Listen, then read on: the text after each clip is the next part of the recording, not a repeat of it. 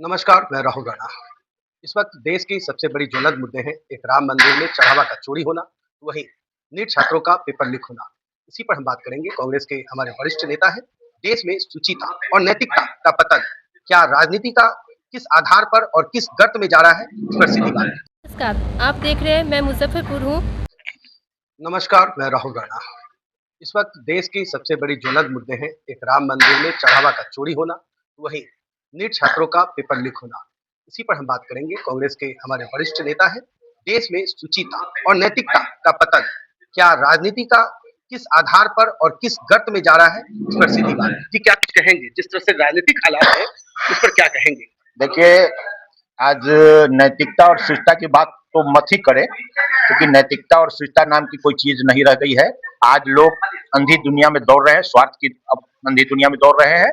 एक बार की बात है, जब जवाहरलाल नेहरू प्रधानमंत्री थे और उन्होंने टिकट का बंटवारा हुआ, उसमें एक गलत व्यक्ति को टिकट मिल गया था, तो उन्होंने मन से कह दिया कि गलत व्यक्ति को टिकट दे दिया गया है, इसको आप लोग हरवा दीजिए। जगजीवन राम जी जब ट्रेन दुर्घटना हुई तो उन्होंने मंत्री पद से इस्तीफा दे दिया। माधवराव सिंधिया ने हवाई जहाज दुर्घटना के बाद इस्तीफा दे दिया। आज देश में हजारों पेपर लीक हो चुके हैं, लेकिन शिक्षा मंत्री इस पर कोई संज्ञान नहीं ले रहे हैं, प्रधानमंत्री न कोई संज्ञान ले रहे हैं। वो पद पे अपने बने हुए हैं, माने शर्म हया लाज सब छोड़ दिए हैं, क्योंकि उनको अब उम्मीद है कि आगे 2029 में हम सत्ता में आने नहीं वाले हैं, आने वाले नहीं है, इसलिए अब वो कुछ भी कर रहे हैं। नैतिकता शिष्टता की तो बात ही नहीं है। बहरहाल जो राम मंदिर, जिस आस्था के सवाल पर करोड़ों सनातनियों ने वोट दिया, सरकार बनाई, लेकिन वही आज राम मंदिर में उनके चढ़ावे चोरी हो जाते हैं। इसमें किस रूप में देखते हैं। देखिए, राम मंदिर में तो जिस दिन मोदी जी शिलान्यास कर किए, उससे पहले ही जमीन बिका 5 करोड़ में, वही जमीन 50 करोड़ में बिका, तो उसी दिन से घोटाला चालू हो गया। और चढ़ावा चोरी में तो देश देख रहा है, आप लोग भी देख रहे हैं कितना बड़ा घपला हुआ है। उसमें चंपत राय या और भी जितने लोग उस ट्रस्ट से जुड़े हुए हैं, सब लोग दोषी हैं, सब लोगों को सजा होनी चाहिए कानून के द्वारा। बहरहाल एक बड़ा प्रश्न उठ रहा है कि आखिर बच्चों के भविष्य का क्या होगा, वही हजारों नहीं करोड़ों राम भक्तों की आस्था का क्या होगा, ये एक बड़ा सवाल है। देखिए, हम लोग तो करीब करीब समय गुजर गया, 64-65 साल उम्र हो गई है। हम लोग आने वाली पीढ़ी के बारे में सोच रहे हैं कि उनका क्या होगा। आज पढ़ाई में जो खर्च है आप देख रहे हैं, लाखों खर्च करके बच्चे जब एग्जाम में जाते हैं तो पेपर लीक हो जाता है। अंत में वो हताश निराश होकर के कुछ बच्चे आत्महत्या कर लेते हैं। तो ये तो शोचनीय बात है, और इस पर मीडिया को भी, जनता को भी और जनप्रतिनिधि को भी आवाज उठाना चाहिए। उसी कड़ी में आज हम लोगों ने यहाँ पे छात्रों की गूंज नामक कार्यक्रम किया है, जिसमें सैकड़ों बच्चे उपस्थित थे। सभी बच्चों ने अपनी अपनी बातें रखी। राहुल गांधी जी का भाषण उनको सुनाया गया जो उन्होंने कोटा में दिया है। इस पर तो हम लोग आंदोलन शुरू कर चुके हैं, छात्रों की आवाज को उठा रहे हैं। और भक्तों के साथ जो खिलवाड़ किया जा रहा है, भक्तों की आस्था के साथ खिलवाड़ किया जा रहा है, तो भक्त भी अब समझ रहे हैं कि अभी जो वर्तमान की व्यवस्था है, वर्तमान की सरकार है, वो क्या है। ये चंदा चोरों की सरकार है, पेपर लीक की सरकार है। इनको अपने पद पे बने रहने का कोई नैतिक अधिकार। आखिर जिम्मेवारी कौन लेगा। जिम्मेवारी देश की जनता उठाएगी 2029 में इसको बदल करके। कैसे होगा ये संभव। एकदम होगा, एकदम होगा। ये मैंने इसमें अब कोई अच्छी नहीं है, किंतु परंतु नहीं है। 2029 में यह व्यवस्था बदले। आखिर आपकी बात संसद में हो या संसद से सड़क पर हो, आखिर मजबूरी से नहीं रखी जाती है, आखिर वजह क्या है। देखिए, हमारे कई राज्यों में भी आपकी सरकारें पिछड़ जा रही है, सरकारें नहीं बन पा रही है। आखिर राजनीति हरास कहाँ है आप में। देखिए, एक बड़ा सवाल है, क्योंकि कांग्रेस देश की सबसे पुरानी पार्टी रही है, और अगर आप मुद्दों की बात करें तो मुद्दे कहाँ गलत है आपके, या मुद्दों में मजबूती क्यों नहीं आती। देखिए, हमारे नेता प्रतिपक्ष, हमारे नेता माननीय राहुल गांधी जी लोकसभा में सवाल उठा रहे हैं, सड़क पर भी आवाज उठा रहे हैं। महात्मा गांधी के बाद एक पहली नेता है जो ने 4000 किलोमीटर की यात्रा की, पूरब से पश्चिम की ओर और उत्तर से दक्षिण की ओर। तो आवाज तो उठाया जा रहा है। हम लोग नित्यदिन आंदोलन कर रहे हैं। पिछले दिनों भी हम लोगों ने प्रतिरोध मार्च निकाला था। आज हमने छात्रों की गूंज नाम से कार्यक्रम किया है। इस पर तो आवाज उठाया जा रहा है। वजह क्या रही कि सरकारें नहीं बन पा रही है, 4000 किलोमीटर चल रही है, लेकिन कई एक राज्यों में पिछड़ेपन है, मैंडेट नहीं आ पा रही है।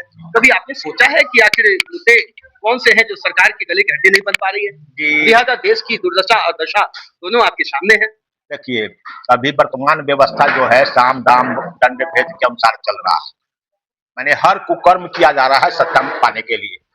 कभी ईवीएम हैक किया जा रहा है तो कभी ईवीएम बदल दिया जा रहा है, कहीं विधायकों को खरीद लिया जा रहा है तो कहीं सांसदों को खरीद लिया जा रहा है।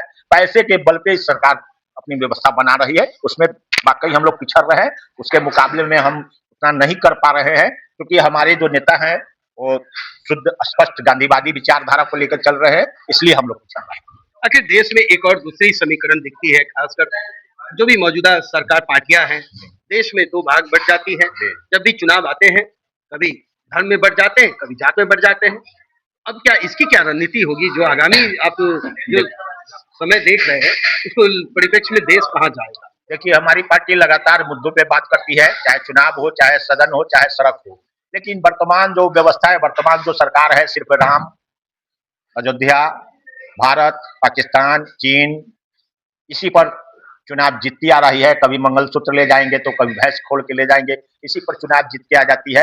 अब कुछ हमारे देश की जनता, हमारे देश की मतदाता उसी में भ्रमित हो जाते हैं, जिसके बदौलती सत्ता में आ जाते हैं और हम लोग पिछड़ जाते हैं। क्या देश के लिए उपलब्धि नहीं है 370 धारा हटाना, राम मंदिर बन जाना?